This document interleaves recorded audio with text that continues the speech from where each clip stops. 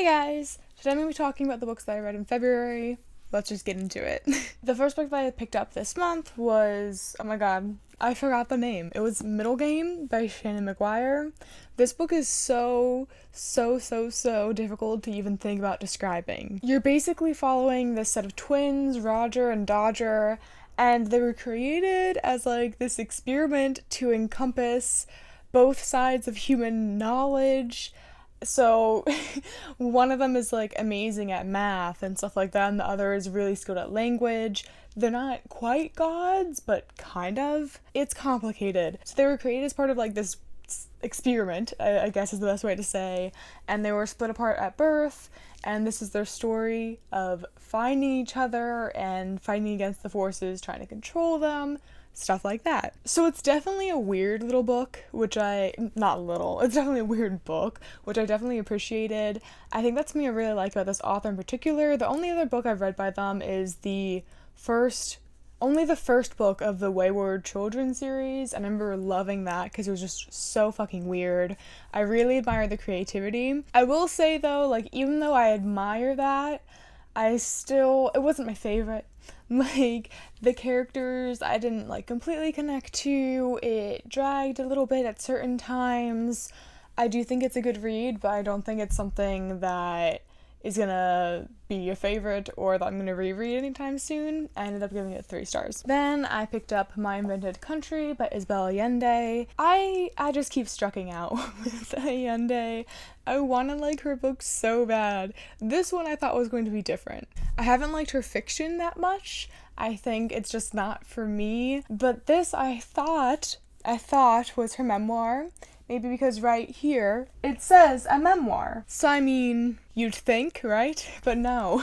It's called My Invented Country for a reason. This is basically kind of an experience of like memory. She talks about her memories of Chile, the way that she views that as her home, even though at this point she spent the bulk of her life outside the country. So it's kind of like her reminiscing on her home. The thing is, like, the back describes this book as orbiting 2 life-changing moments: the assassination of her uncle and the terrorist attacks of 9/11. Honestly, like, now that I'm thinking of it, I can't even remember them talking about 9/11 at all. Maybe that's just me.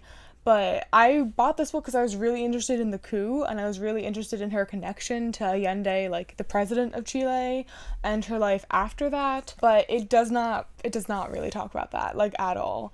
You have to get all the way to the end of the book, and then there's maybe a chapter that discusses it. So it was really disappointing, because that specifically is why I picked it up. And then also, there's issues in here where she's using not great language. She uses the R word, and then there was another passage where she was talking about, like, an indigenous group in Chile, and she was using really, like, messed up stereotypes, racist thing that people don't have fathers, and like the family, there's no sense of family. She was using those super racist stereotypes and applying them to this indigenous tribe, and it feels fucked up and it feels racist. So I had an issue with that, and I think just in general she was making these really widespread generalizations about Chile. There are points where she just seems to be remembering certain things from her childhood, but then saying, like, all of Chile does this. Can I find one? Okay, so in this one, she's talking about, like, romance in Chile, I guess. And she says, for a Chilean, the seduction of any woman in her reproductive years is conscientiously, I can't say that word, executed task. Although my compatriots are terrible dancers, they are accomplished sweet talkers. It's something like that. That's probably not the best example, but just this idea that, like, everyone in Chile can't dance, number one, and everyone in Chile is, like, a sweet talker. Imagine reading an entire book about an entire country where someone's just like, all Chileans are like this. You know, like, if I was to apply that to America, like, all Americans are ugly. That obviously doesn't apply to the entire country. It's kind of nitpicky, but then at the same time I feel like it's not, because that was the entire book. I will say I think there was some interesting stuff in here, and I don't want to rate her memoir poorly just because I went into it with different expectations, so I ended up giving it 2 stars. Then I picked up a book I've been wanting to read for so long, and that is My Year of Rest and Relaxation by Tessa Moshfegh. I can't go into the details for this one because it's actually going to be in a video that's coming out soon. This is about a young, rich white girl who decides that she wants to sleep for a year. I ended up giving it 4 stars. Next, I picked up Ruthless Gods by Emily Duncan. This is the second book in a YA fantasy trilogy. A little hard to describe because obviously this is the sequel, but this book is inspired by Russia. There's like monsters and there's a religion-focused magic system. I wasn't crazy about the first book, but towards the end it kind of got me. And I was thinking, okay, like, if I find the second one, I'll pick it up. And I did. And first of all, this book's huge, and it does not need to be. I think that's a thing that really annoyed me about this book. The pacing is so off. I feel like for, like, this much of the book, nothing is happening.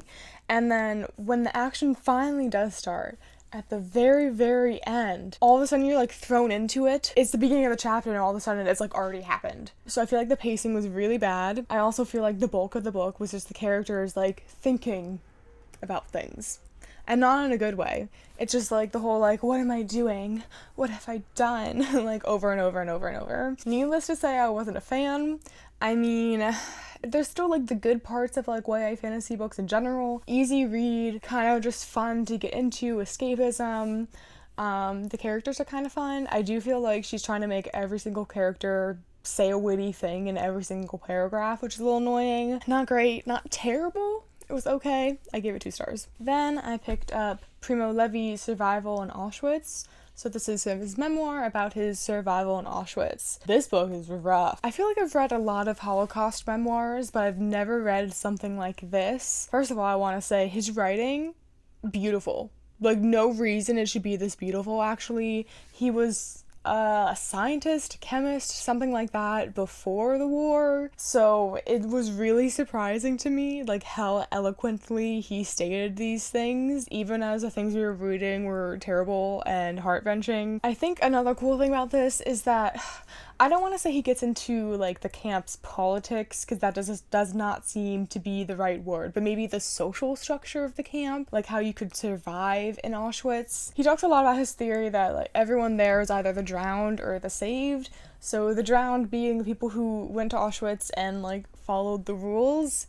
You know, like, these people weren't given enough to eat. They couldn't survive off of the rations they were given. So if they weren't somehow making a connection with someone outside to get larger rations, if they weren't taking payment from, like, other prisoners in order to, like trade their skill for someone else's ration, stuff like that. If you lived by the rules, you were dead. And then there are the saved, which are the people who actually ended up surviving, and those are the people who made connections, were able to get extra rations. They were lucky enough to get a somewhat better job, which, it's not even a fucking job, they're in a concentration camp.